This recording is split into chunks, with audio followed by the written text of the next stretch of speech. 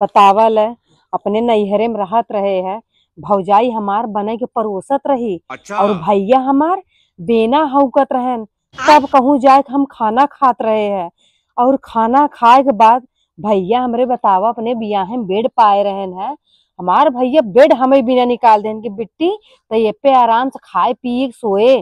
तब हम खाना पीना खाए के ऊ बेडे पे टांग उठाए के मियाँ खलीफा के नाय सोवत रहे। और यहाँ यहाँ आके हमें चूल्हा में नदी गड़ा भूज ना आए बा। हे निभा होया का हवई? ई तोहार चूल्हा चौका ना हमरे बस का बान आए।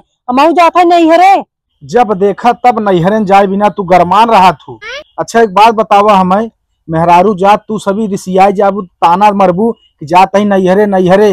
अब हम मन से दू बेचारे रिसियाई कहाँ जाई? उही जा जहाँ रोज सजवा कहीं जात है। कहाँ रोज संझवा के जाई थे? अरे जंघई वाले ठेकवा पे।